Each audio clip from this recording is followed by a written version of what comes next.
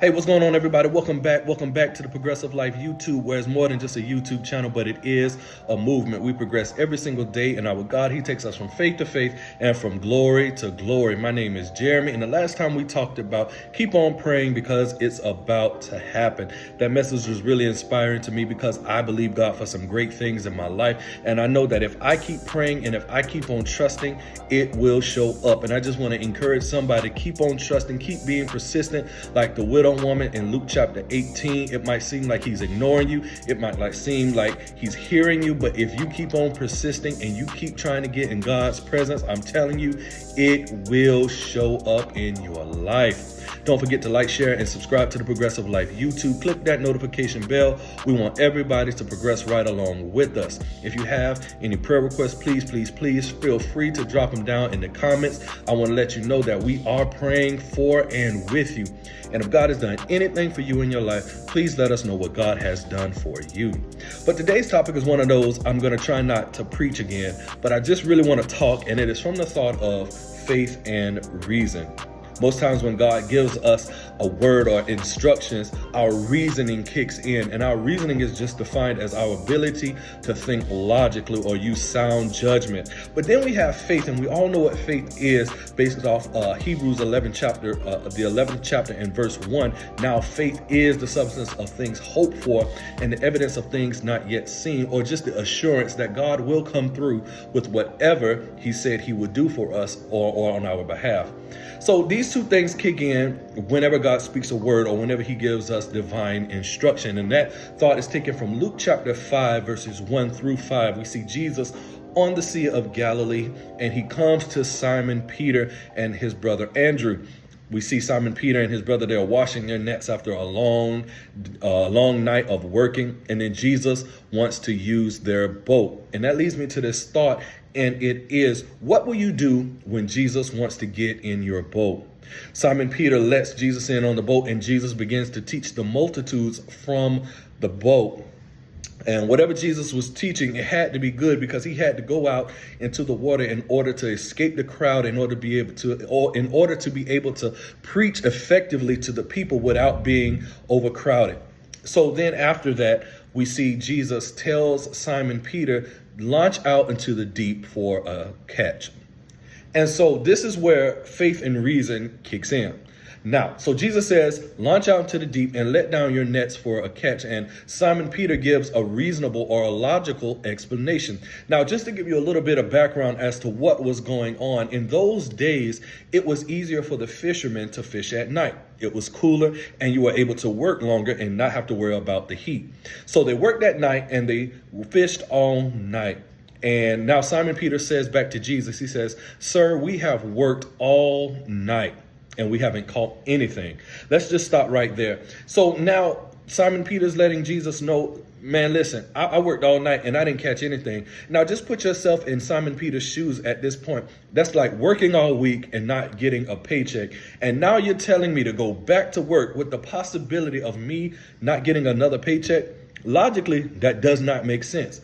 And just like Simon Peter, he's telling Jesus, man, I'm tired. I'm ready to go home. I've already washed my nets. I'm about to pack up. I'm finna go. And you're telling me to do something that's not even profitable, because now we know it was at night when they were fishing. So now we're talking about early morning or even mid-afternoon where it's hot. There's probably no fish. And you're telling me to do something that makes no sense. And even in an unfavorable environment makes no sense. And the thing about reason is that reasoning isn't wrong. Reason is fact-based. The fact of the matter is they worked all night. It's hot now, and I may not catch any fish.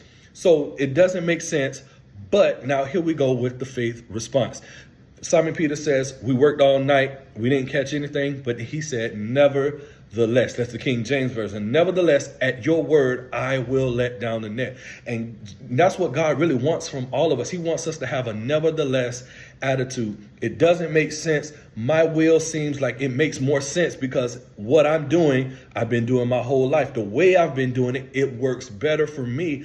But nevertheless, whatever you say, that is what I will do. Now, I want you to see something. In the King James Version, Jesus says, let down your nets. Simon Peter replies, I will let down my net. And so then what happens is Simon Peter lets down one net, but then they caught such a great multitude of different types of fish that they weren't able to receive everything that happened or everything that they caught.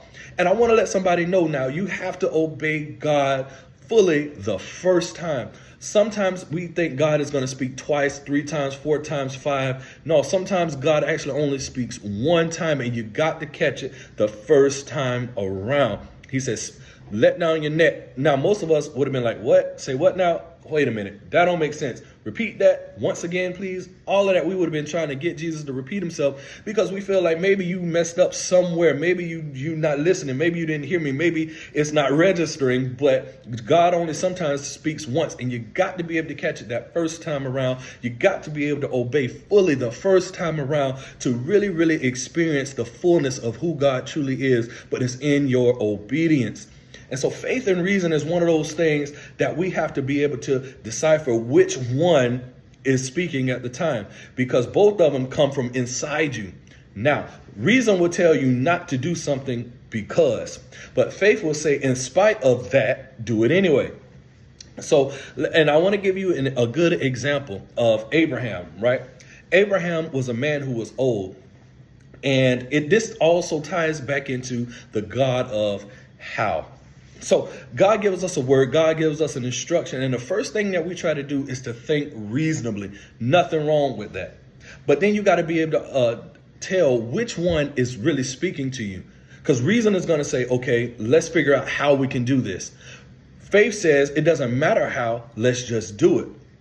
Prime example, Abraham. God says, Abraham, I'm going to make you a father of many, many, many nations. And this is going to happen in your life. That's going to happen in your life. And so Abraham now tries to think logically. Now, wait a minute. I'm an old man. My wife is old. But I have a young handmaiden in my life. Let's have a child with her. Logically, that makes sense because I'm an old man. My wife can't have children. So logically, that makes sense. But then God comes back and says, no. You got this thing twisted. I don't need your help and I don't need your ability to think logically. I just need you to trust me because the how has already been figured out. And then he says, this seed is going to become between you and your wife. I just need you to trust. I just need you to know that I am God. Be still and know that I am God. And I know what I need to do. I know what's best for you. I know how I'm going to get you to the promised place. All I need you to do is have faith. Have the assurance to know that I know what is best for you. And I know how you're going to get there. But that's faith. And then that's reason. Reason, again, is fact-based. It's the truth. I wouldn't necessarily say it's the truth, but it's a fact of life.